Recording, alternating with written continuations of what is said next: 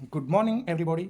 My name is Amarjeet सोना। मैं आज लेके आया हूँ चैप्टर फर्स्ट वास्तविक संख्याएं प्रश्नावली 1.2 और इसमें है हमें यूक्लिड लेमा का प्रयोग करते हुए यूक्लिड एल्गोरिथम ज्ञात करना, मतलब साधारण भाग विधि द्वारा हमें एचसीएफ ज्ञात करना है। तो इसके लिए सबसे पहले हमें क्या करना है, हमें इस एक्सरसाइज में हमें करना है कि प्राइम फैक्टर अभाज्य गुणनखंड। अभाज्य गुणनखंड क्या होते हैं, सबसे पहले हमें यही जानना होगा। अभाज्य गुणनखंड वे होते हैं जिनके स्वयं और एक दो ही गुणनखंड हों।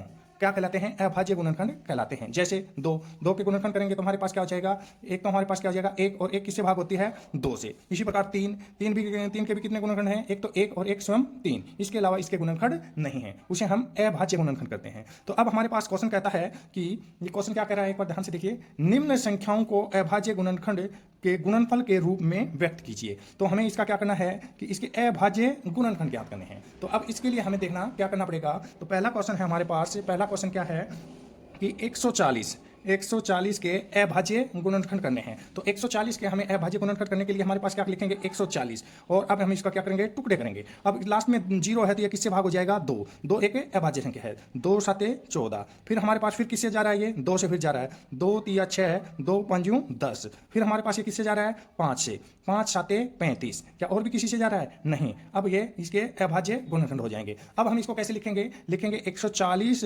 बराबर है 2 गुना में 5 गुना में 7। ये इसके अभाज्य गुणनखंड है। अब हम इसको और क्या रूप में लिख सकते हैं? 2 की पावर 2, क्योंकि ये 2 कितनी बार आया है? 2 बार। गुना में क्या आ जाएगा? 5, और गुना में क्या आ जाएगा? 7। ये हमारे पास इसका आंसर हो गया है। क्या आ गया हमारे पास? ये इसका आंसर। अब अगला पार्ट करेंगे हम। अगला पार्ट, इसका सेकंड पार्ट क्या कहता है? सेकंड पार्ट देखिए, सेकंड पार्ट है हमारे पास 156 के हमें क्या निकालने हैं? अभाज्य गुणनखंड निकालने हैं। तो हम अभाज्य गुणनखंड निकालेंगे तो हमारे पास क्या करना पड़ेगा? फिर वही 156 लिखेंगे, 156 लिखेंगे, और इसके हम क्या करेंगे? फिर अभाज्य गुणनखंड करेंगे। पहले 2 से करेंगे, 2 से करेंगे तो 2 साते 14, 1 2 8 16। फिर 2 से जा रहा है, 2 से करोगे तो हमारे पास क्या जाएगा? 2 तिया 6, और कितना बचेगा? 1 उतारा 18, 2 निमा 18। फिर अब ये किससे जा रहा है? 3 से। 3 एकम 3, 3 तिया 9। अब इसके और टुकड़े नहीं होंगे। अब हमारे पास टुकड़े नहीं होंगे तो हम इसका अभाज्य गुणनखंड क्या आ जाएंगे? हमारे पास 2 गुना में 3 गुना में 13। अब इसको हम और किस रूप में लिख सकते हैं? 2 की पावर 2 गुना में 3 गुना में 13। इसी प्रकार हमारे पास अगला आ जाएगा। अगला क्वेश्चन क्या है हमारे पास? अगला क्वेश्चन हमारे पास होगा पार्ट थर्ड। थर्ड पार्ट देखिए, थर्ड पार्ट क्या है हमारे पास? 3825। 3825। अब हमें इसका क्या निकालने हैं? अभाज्य गुणनखंड निकालने हैं। तो अभाज्य गुणनखंड निकालने के लिए 3825 लिखेंगे। फिर हम इसके क्या करेंगे? टुकड़े करेंगे, और टुकड़े करेंगे तो हमारे पास अब की बार ये 2 से नहीं जाएगा, सीधा लास्ट में 5 है तो 5 से डिवाइड करेंगे। 5 से करेंगे तो 5 साते 35। कितना बच गया हमारे पास? 3 और 2, 5 छिकी 30, बचा 2, 5 5 25। फिर हमारे पास वापस किससे जा रहा है? 5 से। 5 से फिर करेंगे तो क्या आ जाएगा? 5 एकम 5, 2 बचा 5 5 25, 5 तिया 15। फिर हमारे पास ये किससे जा रहा है? 3 से। 3 से करेंगे तो 3 5 15, 3 एकम 3। फिर ये किससे जा रहा है हमारे पास? 3, क्योंकि 5 और 1 6, जिसका योग अंकों का योग 3 से डिवाइड हो जाए तो वह संख्या भी डिवाइड हो जाती है। और 17 तिया 51। अब हमारे पास ये 17 कैसा है? कि अभाज्य संख्या है। अब हमें इसके लिखेंगे अभाज्य गुणनखंड, जो लिखेंगे वो क्या आ जाएगा? 5 गुना में 3 गुना में 17। ये इसके अभाज्य गुणनखंड हो जाएंगे। अब इसको दोबारा दूसरे रूप में लिखेंगे तो हमारे पास क्या आ जाएगा? 5 की पावर 2 गुना में 3 की पावर 2 गुना में 17। हम इसको ऐसे लिख सकते हैं। अगला पार्ट होगा हमारे पास, अगला पार्ट है फोर्थ पार्ट। फोर्थ पार्ट हमारे पास क्या है क्वेश्चन कि हमारे पास 5005 इसके हमें क्या करने हैं? अभाज्य गुणनखंड। सेम प्रोसेस हमारे पास वही करना पड़ेगा। 5005 लिखेंगे, फिर हमें इसके लास्ट में कितना है? 5 से, तो 5 से ही डिवाइड करेंगे। तो 5 एकम 5 0 0, 5 एकम 5। फिर ये किससे होता है? 7 से। 7 से करेंगे तो हमारे पास क्या आ जाएगा? 7 एकम 7, बचा 3, और उतारे 7 चौके 28, 2 बच गया 7 तिया 21। फिर हमारे पास इसको फिर करेंगे डिवाइड। फिर ये हमारे पास 7 से नहीं होता है, फिर हम करेंगे इसको 11 से। 11 एकम 11, 11 तिया 33। ये हमारे पास इसके टुकड़े हो गए। अब हम इसके अभाज्य गुणनखंड के रूप में लिखेंगे तो हमारे पास क्या आ जाएगा? 5 गुना में 7 गुना में 11 गुना में 13। ये इसके अभाज्य गुणनखंड हो जाते हैं। अब हमारे पास अगला क्वेश्चन करेंगे। तो अगला क्वेश्चन करने के लिए हमारे पास देखिए, ये है हमारे पास अगला क्वेश्चन। और अगला क्वेश्चन स्टार्ट करने के लिए हमारे पास ये है फोर्थ पार्ट। फोर्थ पार्ट देखिए क्या है? फोर्थ पार्ट हमारे पास क्या रहेगा? फोर्थ पार्ट और वो फिफ्थ पार्ट। ये क्या है हमारे पास? फिफ्थ पार्ट आ जाएगा। फिफ्थ पार्ट हमारे पास क्या रहेगा? फिफ्थ पार्ट है 7,429। अब इज इक्वल टू हमारे पास इसको क्या करेंगे? इसके अभाज्य गुणनखंड करेंगे। तो अभाज्य गुणनखंड करेंगे तो हमारे पास यहाँ पर क्या लिखेंगे? 7,429। अब इसको करेंगे तो सबसे पहले हमारे पास कितने से जाएगा? ये हमारे पास सबसे पहले जाएगा 17 से। 17 से करोगे तो हमारे पास 17 से करोगे तो हमारे पास ये चला जाएगा 437। आप खुद करके देख लेना। और फिर हमारे पास या फिर 17 चौके 68, 68 74 में से 68 घटाओगे तो हमारे पास कितना बच जाएगा? 6 बचेगा तो उतारा 2, 17 या 51, फिर कितना बचा?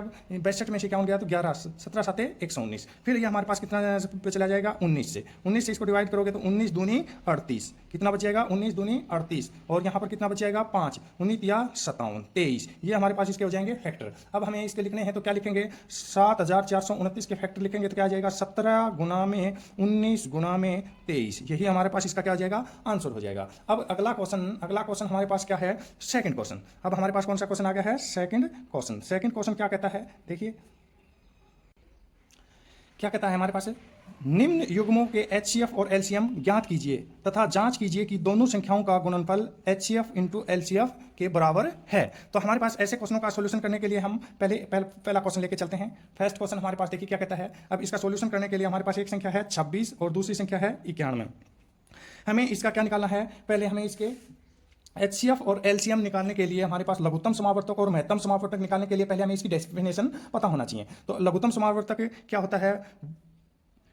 लघुत्तम समावर्तक वह छोटी से छोटी संख्या जो दी हुई संख्याओं से भाग हो जाए। दी हुई जैसे 26 और 91 से भाग हो जाए तो वह छोटी से छोटी संख्या बतानी है कि दोनों से भाग हो जाए, तो उसे क्या कहते हैं? लघुत्तम समावर्तक। इसी प्रकार महत्तम समावर्तक वह बड़ी से बड़ी संख्या, वह बड़ी से बड़ी संख्या जो दी हुई 26 और 91 को भाग कर दे वो तो होता है महत्तम समावर्तक, और जो भाग हो जाए वो होता है लघुत्तम समावर्तक। तो हमें इसका लघुत्तम समावर्तक और महत्तम समावर्तक निकालने के लिए हम सीधा भी निकाल सकते हैं, और सीधा निकालने के लिए हमें क्या लिखेंगे? एक जगह 26 और एक जगह 91। अब ये दोनों की दोनों संख्याएं क्या हो जानी चाहिए? भाग हो जानी चाहिए किसी प्राइम नंबर से। तो देखो भाई, सबसे पहले हमारे पास किससे भाग हो रही है? ये हमारे पास 2 से हो रही है, लेकिन ये नहीं हो रही है। समझ में आ रहा है ना? ऐसे हमें कर करके देखना पड़ेगा। ये 3 से नहीं होती, ये 3 से नहीं होती, ये भी नहीं होती। इसी प्रकार 5 से 7 से, इसी प्रकार हम चलते जाएंगे, और ये भाग होते हैं 13 से। 13 दूनी 26 और 13 साते 91। अब हमारे पास इसका क्या फाइंड आउट करना है हमें? HCF और LCM। देखिए HCF कैसे फाइंड आउट करते हैं?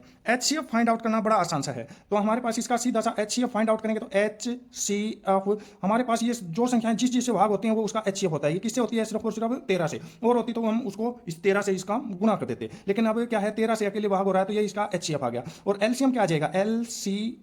LCM फाइंड आउट करेंगे तो हमारे पास सबके सब को गुना कर देंगे। 13 को गुना में 2 को गुना में 7 को, और ये हमारे पास क्या आ जाएगा? 13 7 91। 91 को 2 से गुना करेंगे, 91 को हम 2 से गुना करेंगे तो क्या आ जाएगा? 182। अब एक दूसरा तरीका है, हम इसका LCM और HCF फाइंड आउट करने के लिए हमारे पास क्या लिखेंगे? 26 को हम टुकड़े लिखेंगे 13 गुना में 2, 13 गुना में 2। इसी प्रकार 91 के हमारे पास क्या हो जाएगा? 13 गुना में 7। दोनों में जो कॉमन दिख रहा है वो तो क्या होता है? HCF। तो HCF इसका कितना आ गया? 13। और LCM क्या आ जाएगा? LCM हमारे पास आ जाएगा वही 13 गुना में, इसमें क्या है? 2 है, गुना में इसमें और क्या बचा हुआ है? जो बचे हुए पार्ट हैं उनको लिखना होता है। तो अब इसको गुना करेंगे 13 7 91, 91 दूनी 182। सेम वही प्रोसेस आप इस तरीके से भी निकाल सकते हैं और इस तरीके से निकाल सकते हैं। दोनों में से कोई एक तरीका यूज कर सकते हैं। फिर हमें क्या कहता है कि हमें इसका क्या फाइंड आउट करना है? हमें इसका प्रूव करना है। हमें क्या करना है? प्रूव करना है। और प्रूव क्या करना है कि फर्स्ट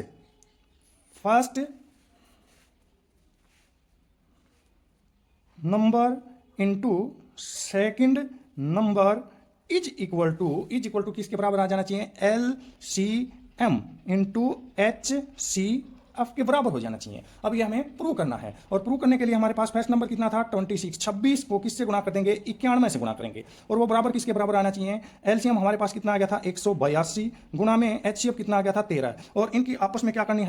हमें आपस में गुना करनी है, और गुना करेंगे तो हमारे पास ये क्या आ जाएगा? इसकी गुना करोगे तो 2361, 2366, और इज इक्वल टू इसकी भी आपस में गुना करोगे तो हमारे पास क्या आ जाएगा? 2366। इस प्रकार हम क्या लिखेंगे लास्ट में? इस प्रकार सिद्ध होता है, इस प्रकार सिद्ध होता है कि first number into second number is equal to LCM into HCF। ये हमें इसका सॉल्यूशन था। अब हमारे पास अगला क्या करना है, अगला क्वेश्चन है हमारे पास, अगला पार्ट है इसी का सेकंड पार्ट। और सेकंड पार्ट देखिए क्या कहता है, सेकंड पार्ट है हमारे पास 510 और हमारे पास दूसरा क्या है 92। दूसरा क्या नंबर है 92। अब हमें पहले क्या करेंगे, 510 के टुकड़े करेंगे। 510 के टुकड़े करोगे तो सेम वही प्रोसेस है हमारे पास। पहले किससे भाग हो जाएगा, ये सबसे पहले भाग होगा ये 2 से। 2 से करोगे तो 2 दूनी 4 और बच गया 1, 2 5 10, 2 5 10। फिर हमारे पास किससे डिवाइड हो रहा है 5 से। 5 5 25, 5 एकम 5। फिर हमारे पास ये कितने से हो रहा है 3 से। 3 से करोगे तो 3 एकम 3 और हमारे पास 3 7 21, 17 या 51। इसी प्रकार हमें क्या करना है 92 के करेंगे। 92 के करेंगे तो हमारे पास क्या हो जाएगा, 92 के करेंगे तो हमारे पास सबसे पहले 2 से जाएगा। 2 चौके 8, 2 छिकी 12। फिर हमारे पास फिर 2 से जाएगा, 2 दूनी 4, 2 तिया 6। ये हमारे पास इसके टुकड़े आ गए। अब हमारे पास इसके लिखेंगे तो 510 के जो टुकड़े किए गुणनखंड किए वो क्या क्या आ जाएंगे हमारे पास, 2 गुना में 5 गुना में 3 और गुणा में क्या आ जाएगा 17। इसी प्रकार 92 के किए थे हमारे पास, 92 के क्या क्या आ जाएंगे हमारे पास, 2 गुना में 23। अब हमारे पास इसमें से क्या निकालना है हमें, HCF। सबसे पहले क्या फाइंड आउट कर लेंगे हम, HCF। और HCF देखो भाई इसमें कॉमन क्या क्या दिख रहा है, एक तो 2 इसमें भी है तो 2 इसमें भी है, तो एक तो हम क्या लिख देंगे यहाँ पे 2 लिख देंगे। फिर हमारे पास और कुछ कॉमन दिख रहा है, यहाँ पे 5 है इसमें 5 नहीं है, यहाँ पे 3 है इसमें 3 नहीं है, यहाँ पे 17 है इसमें 17 नहीं है। तो HCF इसका क्या आ गया हमारे पास, HCF इज इक्वल टू 2। और बचा हुआ अब हम क्या निकालेंगे LCM। क्या निकालेंगे LCM निकालने के लिए हमारे पास क्या लिखेंगे, एक तो ये दोनों में क्या था कॉमन 2 था और बचे हुए पार्ट 5 गुणा में 3 गुणा में 17। इसमें बचा हुआ पार्ट क्या था, एक तो क्या बचा हुआ था गुणा में 2 और गुणा में कितना बचा हुआ था 23। अब इनके आपस में मल्टीप्लाई करेंगे तो हमारे पास क्या आ जाएगा 23,460 आ जाएगा। ये हमारे पास LCM आ गया है और ये हमारे पास क्या है HCF। अब हमें इसको क्या करना है, प्रूव करना है। तो प्रूव क्या करना था हमें, LCM into HCF is equal to first number multiply second number. ये हमें प्रूव करना था। तो LCM का हमारे पास कितना आ गया था, हमारे पास LCM आ गया था 23,460। क्या आ गया था हमारे पास 23,460 गुणा में हमारे पास क्या करना है 2 और फर्स्ट हमारे पास इसके हम आपस में मल्टीप्लाई करेंगे तो हमारे पास क्या आ जाएगा, हमारे पास आ जाएगा 46,920। इसी प्रकार हमें फर्स्ट नंबर हमारे पास कितना है 510 और इसको मल्टीप्लाई किससे करेंगे भाई, हम इसको मल्टीप्लाई करना है हमें 92 से। 92 से मल्टीप्लाई करेंगे तो ये भी हमारे पास किसके बराबर आ जाएगा 46,920। गुणा आप खुद करके देख लीजिएगा और यही हमारे पास गुणा आएगा। और जैसे ही गुणा आ जाती है तो हमारे पास क्या आ जाता है, हैंस प्रूव दैट। इस प्रकार क्या होता है हमारे पास ये सिद्ध हो जाता है। फिर हमारे पास इसका अगला क्वेश्चन करेंगे तो हमारे पास अगला क्वेश्चन करने के लिए हमारे पास क्वेश्चन नंबर 2 पार्ट 3। देखिए क्या कहता है इसमें, हमारे पास 336 और 54 का हमें क्या निकालना है, पहले इनके अभाज्य गुणनखंड कर लेते हैं। अभाज्य गुणनखंड करेंगे तो 336 के टुकड़े करोगे तो सबसे पहले किससे डिवाइड हो जाएगा 2 से। 2 एकम 2, 2 छिकी 12, 2 8 16। फिर वापस 2 से जा रहा है, 2 से करोगे तो 2 8 16, 2 चौके 8। फिर 2 से जा रहा है, 2 से करोगे तो हमारे पास क्या आ जाएगा 2 चौके 8, 2 दूनी 4। फिर हमारे पास किससे जा रहा है ये, फिर हमारे पास 2 से जा रहा है, 2 दूनी 4, 2 एकम 2। फिर इसके बाद हमारे पास ये किससे डिवाइड हो जाएगा 3 से। 3 7 21। अगला हमारे पास क्या है 54। क्या है 54 का हम करेंगे तो सबसे पहले किससे जा रहा है 2 से। 2 दूनी 4, 2 7 14। फिर ये जाएगा 3 से। 3 निमा 27। फिर कितने से जाएगा ये 3 से, फिर जा रहा है 3 तिया 9। इसी प्रकार हम इसका क्या निकालेंगे HCF और LCM फाइंड आउट करेंगे। तो HCF और LCM फाइंड आउट करने के लिए मैं यहाँ पे लिख रहा हूँ 336 के जो हमने टुकड़े किए हैं फैक्टर किए हैं तो वो आ जाएगा 2 गुना में 2 गुना में 2 गुना में 2। हमारे पास कितनी बार 2 आए हैं 1 2 3 4, 1 2 3 4 और फिर 3 और 7। 3 गुना में 7 ये हो जाएगा हमारे पास। फिर अगला हमारे पास क्या था 54। क्या है 54 पे हमने टुकड़े करेंगे तो क्या लिखेंगे 2 गुना में 3 गुना में 3 गुणा में 3। अब हमें इसका सबसे पहले HCF निकालेंगे। HCF फाइंड आउट करना बड़ा आसान है। इसमें ये यहाँ पे 2 है तो यहाँ पे 2 है, 2 को लिख देंगे। फिर इसमें 2 है लेकिन इसमें नहीं है। फिर इसमें 3 यहाँ पे है तो 3 यहाँ पे लिख देंगे 3। और फिर और कुछ आता है तो और कुछ नहीं आया, बस। तो हमारे पास इसका क्या आ जाएगा, HCF इज इक्वल टू 6 आ गया। फिर हमारे पास LCM हमारे पास एक तो 2 को बनाया था, एक फिर उसके साथ 3 को बनाया था। तो हमारे पास बचे हुए पार्ट को हम इसको फिर मल्टीप्लाई करेंगे, गुणा में 2 गुणा में 2 गुणा में 2 गुणा में ये 3 नहीं लिखेंगे क्योंकि ये पहले रूप से है, गुणा 7। और फिर यहाँ पर हमारे पास बचे हुए पार्ट हैं गुणा में 3 गुणा में 3। अब इनके आपस में मल्टीप्लाई करोगे तो मल्टीप्लाई कितने आ जाएगी, 3024 आ जाएगी। 3024 ये हमारे पास क्या आ गया इसका LCM। ये था हमारे पास HCF हमारे पास कितना आया 6, LCM कितना आया 3024। अब हमारे पास प्रूव करना है, क्या करना है, प्रूव करना है फर्स्ट, क्या करना है हमें प्रूव करना है। और प्रूव करने के लिए हमारे पास first number into second number is equal to क्या होता है भाई, HCF इंटू LCM। अब हमारे पास इसका फर्स्ट नंबर कितना था 336 को किससे मल्टीप्लाई करेंगे, 336 को हम किससे मल्टीप्लाई करेंगे, 54 से। 336 को 54 से मल्टीप्लाई करेंगे। इसी प्रकार हम यहाँ पर किसी को मल्टीप्लाई करेंगे, HCF 6 गुणा में, और हमारे पास 3024 से इसको मल्टीप्लाई करेंगे तो दोनों की मल्टीप्लाई करोगे तो हमारे पास क्या आएंगे, बराबर आएंगे। गुणा करके तुम देख लेना। और फिर लास्ट में हम क्या लिख देंगे, हैंस प्रूव दैट। इस प्रकार सिद्ध होता है। अब हमारे पास अगला क्वेश्चन हमारे पास क्या है, अगला क्वेश्चन है तीसरा क्वेश्चन क्या कहता है, क्वेश्चन नंबर 3 कहता है अभाज्य गुणनखंड विधि द्वारा HCF तथा LCM ज्ञात कीजिए। क्या क्या फाइंड आउट करना है हमें, HCF और LCM फाइंड आउट करना है। कैसे करेंगे, देखिए हमारे पास एक तो सीधा तरीका होता है, मैं दोनों तरीकों से करके दिखाऊंगा। तो हमारे पास इसका करने के लिए हमारे पास ये 3 संख्याएं हैं, तो तीनों संख्याएं क्या हो जानी चाहिए, किसी भी नंबर से भाग हो जानी चाहिए। जैसे 2 से भाग 12 होता है, 15 नहीं होता, 21 नहीं होता है। इसी प्रकार इसको 2 से नहीं करेंगे। फिर 3 से 3 चौके 12, 3 5 15, 3 7 21, 3 से तीनों संख्याएं भाग हो रही हैं। कम से कम कितनी संख्याएं भाग होनी चाहिए, 2 संख्याएं भाग होनी चाहिए। तो हमारे पास कितना हो जाएगा, 3 चौके 12, 3 5 15, 3 7 21। अब हमारे पास इसका HCF हमने बताया था, HCF जो सभी को भाग करते हैं उनकी गुणा, सभी को भाग क्या कर रहा है 3। तो हमारे पास इसका HCF कितना आ जाएगा 3। फिर इसका प्रकार हमारे पास LCM किस तरह करेंगे, तो LCM करने के लिए तो 3 इन सबको हमारे पास जो ये दे रखे हैं इन सबकी आपस में मल्टीप्लाई, 3 गुणा में 4 गुणा में 5 गुणा में 7। तो हमारे पास इन सबकी मल्टीप्लाई करेंगे तो हमारे पास क्या आ जाएगा, 3 चौके 12, 12 5 60, 60 को 7 से करेंगे तो 7 छिकी 42, 420 LCM। तो LCM तो हमारे पास कितना आ गया इसका 420, HCF कितना आ गया हमारे पास 3। यही हमारे पास इसका आंसर है। अगला क्वेश्चन है हमारे पास 17, 23, 29 के HCF और LCM फाइंड आउट करने हैं। तो HCF और LCM फाइंड आउट करने के लिए हमारे पास सेम वही प्रोसेस होगा। तो हमारे पास इसमें कोई भी ये संख्याएं तीनों किसी भी संख्या से भाग नहीं होती हैं। तो हम इसको लिखने के लिए हम लिख सकते हैं 17 इज इक्वल टू क्या लिख सकते हैं, 1 गुणा में 17। इसी प्रकार 23 को क्या लिख सकते हैं, 23 को हम लिख सकते हैं 1 गुणा में 23। इसी प्रकार हम क्या लिख सकते हैं 29 को क्या लिख सकते हैं 1 गुणा में 29। अब हमारे पास इसका क्या फाइंड आउट करेंगे, सबसे पहले HCF फाइंड आउट करने के लिए हमारे पास इसमें कोई भी कॉमन नहीं है और कॉमन क्या दिख रहा है 1। तो HCF इसका क्या आ जाएगा 1, महत्तम समाप अर्थक क्या आ जाएगा 1। और LCM क्या आ जाएगा हमारे पास LCM करेंगे तो हमारे पास क्या करेंगे 17 गुणा में 23 गुणा में 29, और गुणा में 1 लिखो या ना लिखो कोई फर्क नहीं पड़ता। अब इनकी हमें आपस में क्या करनी पड़ेगी, मल्टीप्लाई तुम्हें खुद करने पड़ेगा। और इसका आंसर आ जाएगा 11339। ये हमें इसका LCM है और ये इसका क्या आ जाएगा HCF। अगला थर्ड पार्ट हमारे पास क्या है, थर्ड पार्ट देखिए, थर्ड पार्ट हमारे पास होगा 8, 9 और 25।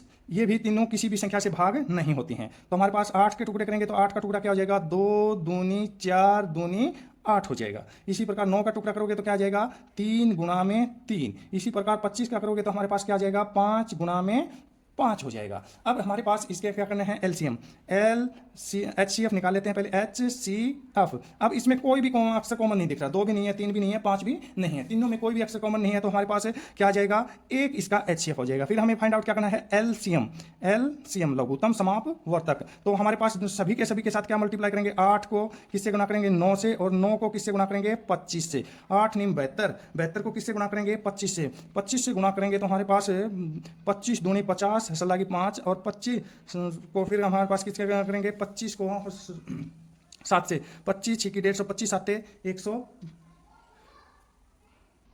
25 साते 175 और उसमें हमारे पास कितना जोड़ देंगे 5 असल थी तो ये क्या आ जाएगा 180 तो 1800 इसका क्या आ जाएगा एलसीएम। एचसीएफ कितना आ गया इसका 1।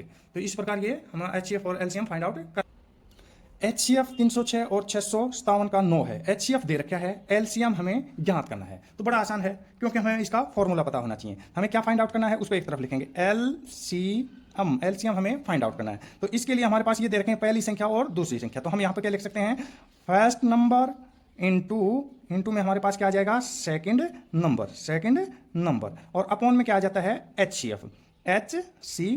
जो निकालना है वो इधर और बाकी जो दूसरा पार्ट क्या होता है इसके नीचे आ जाता है। तो अब हम इसका निकालने के लिए बड़ा आसान सा है एलसीएम इज इक्वल टू, अब हमारे पास फर्स्ट नंबर कितना है 306 गुणा में 657 और बटे में कितना आ जाएगा एचसीएफ दे रखा है 9। 6 3 9 से ये कट रहे हैं, 9 से काटोगे तो 9 एकम 9 और ये कट जाएगा 9 तिया 27 9 चौके 36। इसके साथ मल्टीप्लाई करोगे तो हमारे पास क्या आ जाएगा 22,338 इसका गुणा आ जाएगा। आपस में करके देख लेना है और यही हमारे पास इसका क्या आएगा एलसीएम। हमारे पास क्या आ गया एलसीएम, यही हमारे पास यहाँ पे क्या आ जाता है आंसर आ जाता है। क्या है ये इसका आंसर है। अब हमारे पास अगला क्वेश्चन हमारे पास है फिफ्थ क्वेश्चन। क्या हमारे पास फिफ्थ क्वेश्चन क्या है,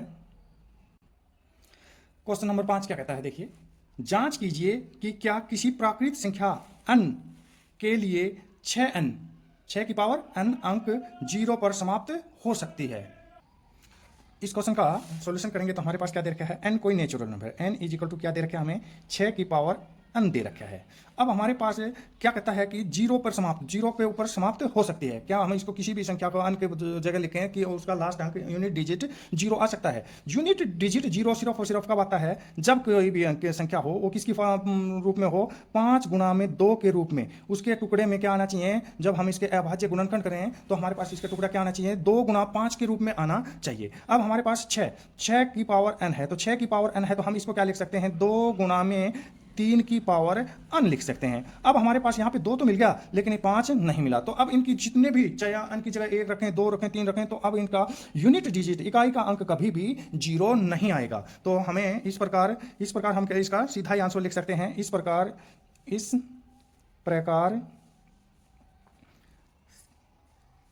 n कोई प्राकृत संख्या है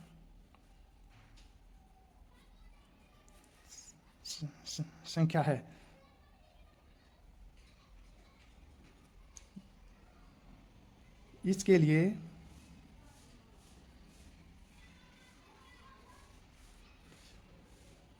तभी संभव है तभी कब संभव है जब इसके अभाज्य गुणनखंड किए जाएं तो उसमें 2 गुणा 5 अवश्य आना चाहिए। 6 की पावर n में यह संभव नहीं है 6 की पावर n में यह संभव नहीं है क्योंकि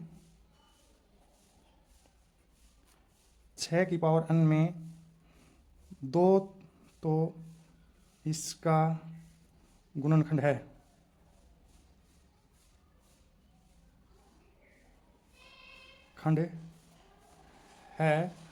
परंतु 5 इसमें नहीं है।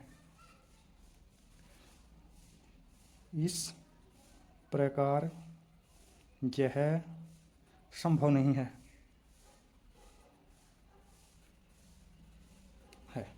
यह हमारे पास इसका आंसर हो गया। यहाँ पे क्या लिखता है, व्याख्या कीजिए कि 7 गुणा में 11 गुणा में 13 प्लस 13 एक भाज्य संख्या है। अब भाज्य संख्या की जब तक हमें डेफिनेशन नहीं पता होगा हम इसका सोल्यूशन नहीं कर सकते। तो भाज्य संख्या की डेफिनेशन मैं एक बार बता देता हूँ। भाज्य संख्याएं वे सभी संख्याएं होते हैं जिसके 3 या 3 से अधिक गुणनखंड हों। 3 या 3 से अधिक गुणनखंड हों तो वो क्या संख्या कहलाती हैं, भाज्य संख्या कहलाती हैं। अब हमारे पास जैसे 2 कैसी है, 2 एक अभाज्य संख्या है, अभाज्य संख्या है। इसी प्रकार 5 अभाज्य संख्या है। इसी प्रकार 7 अभाज्य संख्या है। इसी प्रकार 9 लिखेंगे तो 9 क्या है कि भाज्य संख्या है। 9 क्या है कि भाज्य संख्या है। 8 क्या है कि भाज्य संख्या है। क्या है? भाज्य संख्या है। अब कैसे कैसे पता चला? 8 के टुकड़े करेंगे तो हमारे पास एक तो 8 स्वयं हो जाएगा, एक 1 हो जाएगा, एक 2 गुना में 4 हो जाएगा, एक हमारे पास और क्या हो जाए 1 2 3 4। इसके कितने टुकड़े हो गए? 4 टुकड़े हो गए। तो इस प्रकार 3 या 3 से अधिक टुकड़े होते हैं वो संख्या क्या कहलाती हैं? भाज्य संख्या कहलाती हैं। तो अब हमें इसका सॉल्यूशन देने के लिए हमारे पास क्या लिखेंगे? देखिए इनमें से हमारे पास क्या कॉमन दिख रहा है? इन सभी में हमें यहां पर भी 13 है और यहां पर भी 13 है, तो ये हमारे पास 13 कॉमन आ गया। तो हाँ अंदर क्या बच गया? 7 गुना में 11 गुना में 13 कॉमन ले लिया तो 1 प्लस 1 ये आ गया हमारे पास। अब हमारे पास इसका सॉल्यूशन करने के लिए वैसे तो ये हमारे पास क्या आ गया है कि भाज्य संख्या हो गई है। कैसे? क्योंकि हम इसमें ये जो ब्रैकेट में होते हैं ये सब किस में हो गए हैं? गुणा में। तो इसके कितने टुकड़े हो गए? 1 टुकड़ा, 2 टुकड़ा और 3 टुकड़ा। जैसे ही 3 या 3 से अधिक टुकड़े हो जाते हैं तो हम इसको भाज्य संख्या कह सकते हैं। यही हमारे सॉल्यूशन आ गया। फिर भी हम आगे करना चाहें तो आगे करेंगे तो क्या आ जाएगा? 13 और इसमें 11 7 77 को 1 से गुणा करोगे 77, 77 प्लस 1 78 हो जाता है और गुणा में 1। तो हमारे पास इसके 3 से तो ज्यादा टुकड़े हो गए हैं। अब इसके भी टुकड़े करेंगे तो और भी ज्यादा आ जाते हैं। इस प्रकार हम कह सकते हैं कि हेंस प्रूव दैट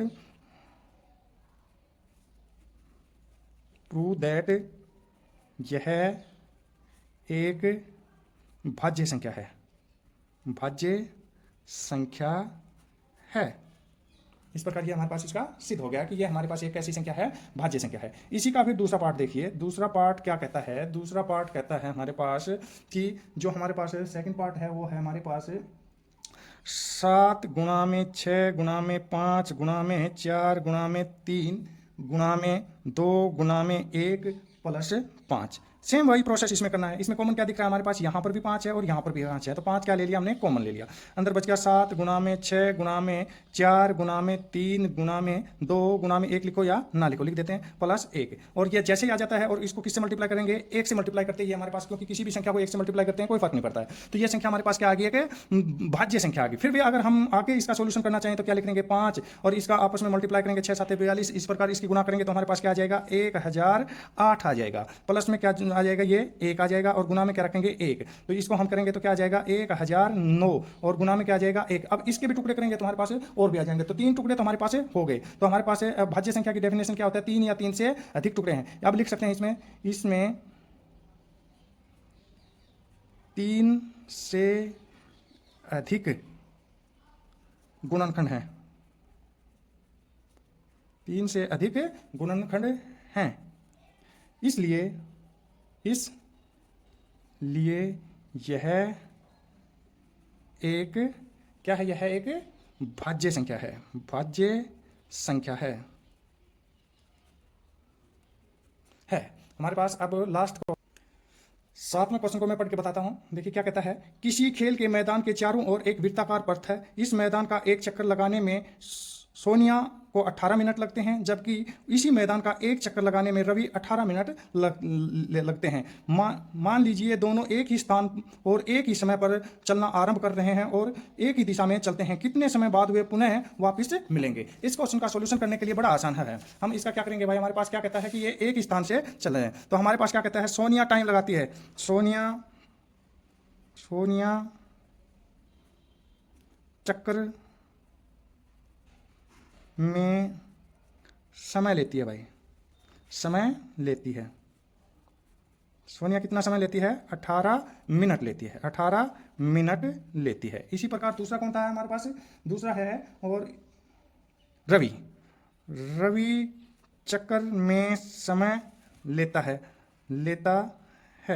रवि कितना लेता है? 12 मिनट। और वो क्या कहते हैं? कोई ये हमारे पास कोई, देखिए हम इसका सॉल्यूशन करने के लिए ये हमारे पास कोई वृत्ताकार हमारे पास कोई पथ है। यहाँ से ये दोनों स्टार्ट किया तो सोनिया ने एक चक्कर लगाया और कितने मिनट ले लिए? 18 मिनट ले लिए। इसी प्रकार रवि ने इसी में एक चक्कर और लगाया तो उसने कितना टाइम लिया? 12 मिनट लिया। तो अब क्या कहता है कि ये चक्कर लगाते रहते हैं कि दोनों एक बिंदु पर वापस कब मिल जाएंगे? दोनों एक बिंदु पर वापस कब मिल जाएंगे और कितने समय बाद? कम से कम कितने समय बाद वे एक चक्कर में फिर वापस मिलेंगे? तो ऐसा करने के लिए हमारे पास क्या करते हैं? इन ऐसे क्वेश्चनों का एलसीएम ज्ञात करते हैं। क्या फाइंड आउट करते हैं? एलसीएम। तो एलसीएम फाइंड आउट करने के लिए 18 के अभाज्य टुकड़े करेंगे। 18 का करोगे तो 2 निमा 18 9 के हो जाएंगे 3 तिया 9, 3 दूनी 6 तिया 18 हो गया। इसी प्रकार 12 का हमारे पास क्या हो जाएगा? 2 दूनी 4 तिया 12। अब हमारे पास जो हमारे पास इसमें HCF, तो हमारे पास इसके गुणनखंड करने के लिए हमारे पास ये आ गया। तो अब हमारे पास एलसीएम निकालने के लिए एलसीएम निकाल लेता हूँ सीधा, HCF ना निकाल के एलसीएम इसमें जो जो कॉमन है उसको लिखते चले जाएंगे। 2 कॉमन है,